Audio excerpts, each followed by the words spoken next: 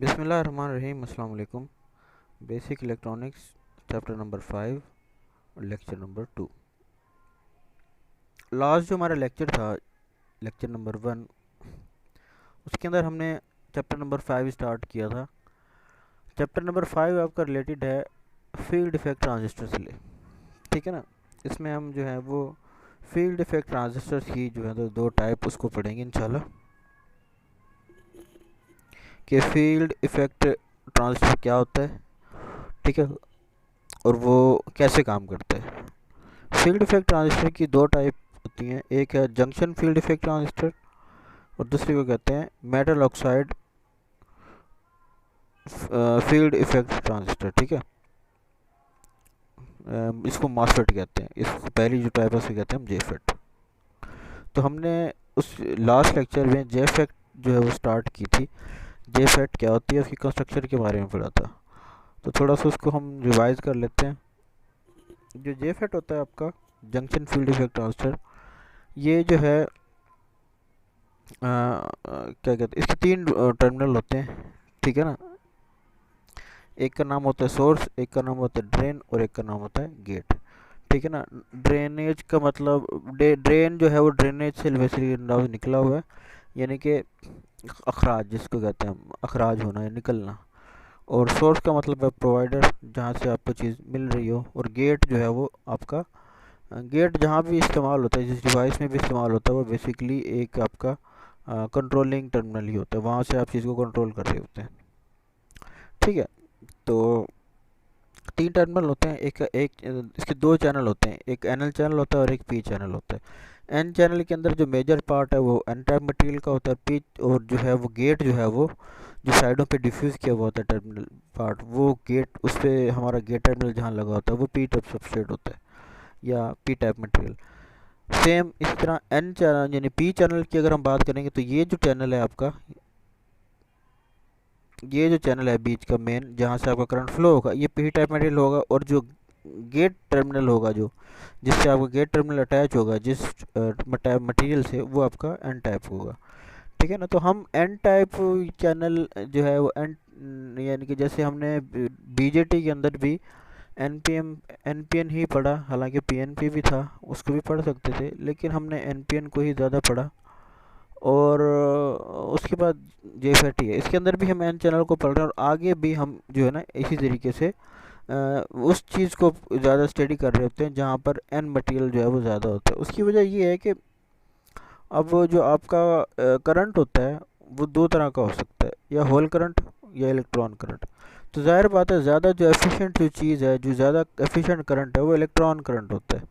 तो इस वजह से एन टाइप मटेरियल के अंदर इलेक्ट्रॉन्स मेजॉरिटी में पाए जाते हैं। तो हम ज़्यादातर उसी चीज़ को स्टडी कर रहे होते हैं, उस चीज़ को ज़्यादा अहमियत दे रहे होते हैं जहाँ पे हमें इलेक्ट्रॉन की तादाद ज़्यादा मिल रही होती है। यहाँ पर क्या होता है, जेफेट के अंदर आपका जो करंट है, जैसे बीजेटी के अंदर था, वहाँ माइनॉरिटी चार्ज कैरियर का करंट है, उसको भी हम एक कंसिडर कर रहे थे। और जो करंट मेजॉरिटी चार्ज कैरियर की वजह से फ्लो हो रहा था, हम उसको भी कंसिडर कर रहे थे, उसको भी जो है ना अपने जो है वो इल्म में लेके आ रहे थे, यानी कि उसको निगलेक्ट नहीं कर रहे थे। लेकिन जेफेट के अंदर ऐसा नहीं है। यहाँ पर क्या होता है कि आपका जो करंट है वो सिर्फ मेजॉरिटी चार्ज कैरियर की वजह से जो करंट प्रोड्यूस हो रहा है उसको हम कंसिडर करते हैं। जो हालांकि यहाँ पे एन टाइप मटेरियल में होल्स हैं और पी टाइप मटेरियल के अंदर इलेक्ट्रॉन्स मौजूद हैं, इनकी वजह से भी कुछ ना कुछ करंट फ्लो होगा, ठीक है ना, जो कि सही है बात है। लेकिन हम इस चीज़ को कंसिडर नहीं करते, हम सिर्फ जो मेजॉरिटी चार्ज कैरियर की वजह से जो करंट फ्लो होता है हमारे डिवाइस के अंदर, हम सिर्फ उसी को जो है ना अकाउंटेबल करते हैं, बाकी चीज़ को हम नेगलेक्ट कर देते हैं सिर्फ जेफेट के अंदर। तो junction field effect transistor is a type of field effect transistor, it's a three terminal voltage control device. ये वोल्टेज कंट्रोल डिवाइस होती है, ठीक है ना। In which the current conduction is either by the electron or hole, या तो electron की वजह से कंडक्शन होगा, करंट कंडक्शन इलेक्ट्रॉन की वजह से होगी या होल्स की वजह से।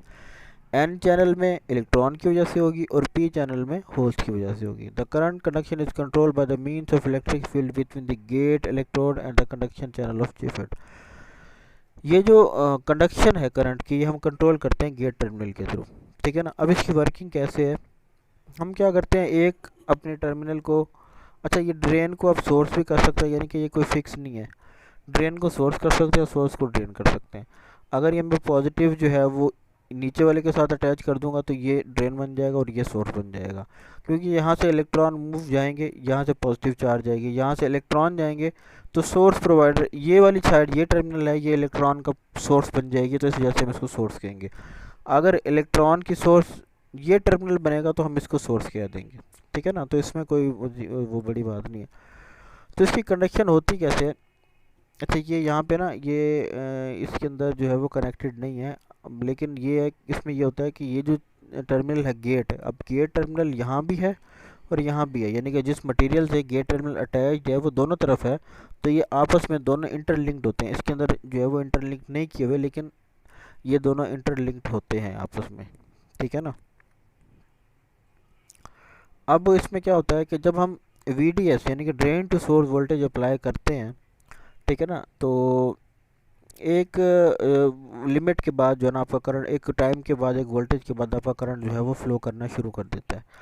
अब ये जो पोर्शन है यहाँ से लेकर यहाँ तक, जो पोर्शन है ये टोटल हमारा चैनल की विड्थ है, यानी कि इतना बड़ा चैनल है, इतना बड़ा रास्ता है जिसके अंदर से आपका करंट फ्लो कर सकता है।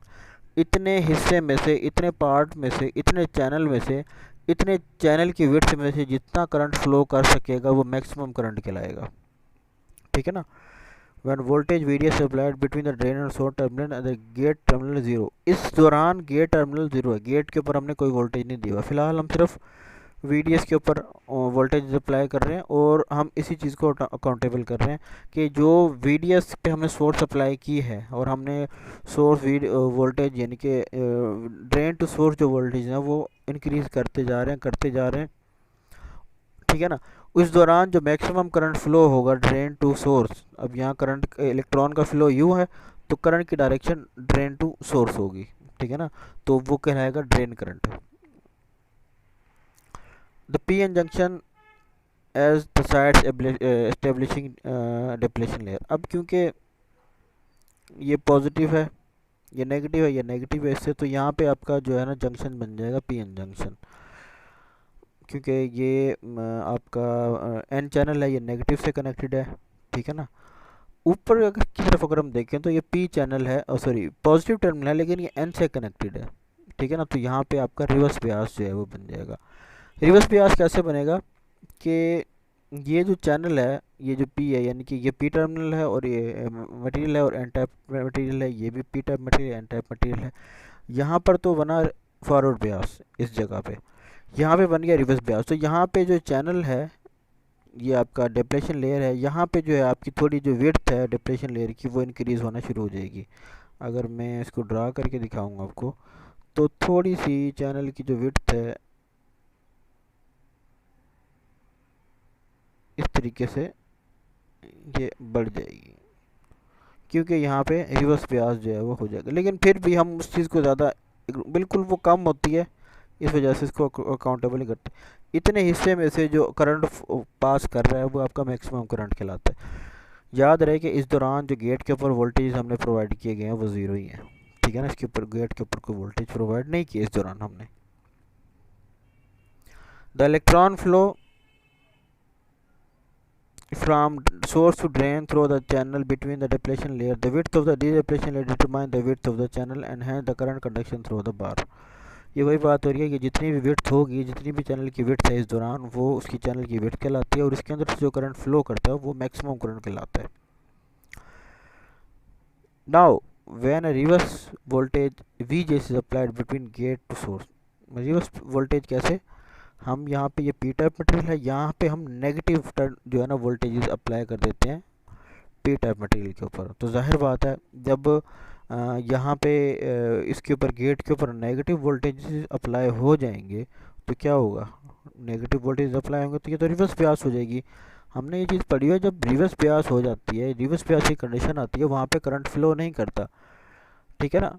अब यहाँ पे मसला ये है कि ये चैनल एक ही है, यहाँ पे वही चैनल फॉरवर्ड ब्यास है और यहाँ पे यही चैनल रिवर्स ब्यास है, ठीक है ना। तो यहाँ पे तो रिवर्स ब्यास की वजह से ये थोड़ी सी विड्थ बढ़ी, लेकिन यहाँ पे तो नहीं बढ़ रही ना। तो यहाँ से तो करंट आपका मैक्सिमम जा रहा है ऊपर की तरफ, यहाँ पे थोड़ी बहुत रुकावट आ रही होगी इस पॉइंट पे, जो कि चैनल की विड्थ, क्योंकि रिवर्स ब्यास में जब हम वोल्टेजेस बढ़ाते हैं तो आपके चैनल की विड्थ इंक्रीज़ होती है, जिसकी वजह से कंडक्शन नहीं होती। लेकिन ये जो चैनल की विड्थ इंक्रीज़ हुई है, ये इतनी नहीं है अभी भी कि जो आपका जो करंट फ्लो हो रहा है उसको रोक सके। ठीक है ना, हमने बेसिकली करंट को कंट्रोल करना है यहाँ पे। हमारा करंट फ़िलहाल फ्लो कर रहा है, कंट्रोल नहीं है। ठीक है ना, तो हम कैसे कंट्रोल कर सकते हैं? हम यहाँ जो ये पी और एन के दरमियान, ये पी और एन है, अब सिर्फ ऊपरली साइड पे रिवर्स ब्यास था तो इस वजह से ये विड्थ सिर्फ ऊपर की तरफ बढ़ेगी, नीचे की तरफ नहीं है। तो यहाँ से तो इलेक्ट्रॉन मूव करते जाएंगे। लेकिन जब हम गेट के ऊपर वो क्या कहते हैं, सोर्स और गेट के दरमियान रिवर्स ब्यास अप्लाई कर देते हैं, then the width of the depletion layer increase and decrease the width of conduction channel. अब ये जो यहाँ से दूसरी अगर आप देखें, ये पी टाइप मटेरियल है, ये भी पी टाइप मटेरियल है। ठीक है ना, यहाँ पे इस तस्वीर को अगर हम देखें तो यहाँ पे हमारी चैनल की विड्थ नहीं बढ़ी हुई, यहाँ पे चैनल की विड्थ बिल्कुल भी नहीं बढ़ी हुई, यानी कि ये जो चैनल है आपका पूरा का पूरा, यहाँ से आपकी कंडक्शन हो रही है। चैनल की जो विड्थ है डिक्रीज़ नहीं हुई, डिप्लेशन लेयर नहीं बढ़ी, इस वजह से चैनल की विड्थ भी कम नहीं हुई। लेकिन जो जैसे जैसे हम गेट और सोर्स के दरमियान वोल्टेज बढ़ाएंगे तो ये रिवर्स ब्यास बन जाएगा। ये क्या बन जाएगा बेटा? रिवर्स ब्यास बन जाएगा। तो रिवर्स ब्यास होने में क्या होता है कि चैनल की विड्थ जो है वो इंक्रीज़ होना शुरू हो जाती है। इसको अगर आप देखेंगे ना, तो ये जो पोर्शन है ये वो पोर्शन है, यहाँ पे अगर देखें ये वो पोर्शन है। पी टाइप मटेरियल तो इतना है, लेकिन ये अच्छा ये हाईली डॉप्ड होता है, ये भी चीज़ हमने पढ़ी हुई है। ये जो पी टाइप मटेरियल हमने डिफ्यूज़ किया होता है ये वो हाईली डॉप्ड होता है as compare to N type material. तो जिसकी वजह से जो लो डोपिंग होती है जिस मटेरियल की, वहाँ पे विड्थ आपकी ज़्यादा बढ़ती है। जिस मटेरियल की डोपिंग लो होगी, आपकी डोपिंग उस तरफ ज़्यादा होगी, सॉरी आपकी जो चैनल की जो वो क्या नाम है डिप्लेशन लेयर है उस तरफ ज़्यादा बढ़ेगा। अब लो डोपिंग तो एन टाइप मटेरियल की है, तो इस वजह से आपके चैनल की विड्थ जो है वो इस तरफ बढ़ना शुरू हो जाएगी। अब जैसे जैसे ये चैनल की विड्थ बढ़ेगी, क्योंकि ये दोनों इंटरलिंक्ड हैं, ये वाला पी टाइप साइड भी और ये वाले पी टाइप साइड भी इंटरलिंक्ड हैं, जिसकी वजह से क्या होगा, आपके चैनल की जो विड्थ है दोनों तरफ से कम होगी। आपका जो डिप्लेशन लेयर है दोनों तरफ से बढ़ना शुरू हो जाएगी ड्यू टू रिवर्स ब्यास। ठीक है ना, इस रिवर्स ब्यास होने की वजह से आपकी दोनों तरफ की जो चैनल डिप्लेशन लेयर है वो बढ़ेगी, जिसकी वजह से ये चैनल की विड्थ जो है वो कम हो जाएगी। इस तस्वीर में अगर आप देखें तो चैनल की विड्थ अच्छी खासी है, इस तस्वीर में आकर वो चैनल की विड्थ कम हो गई है।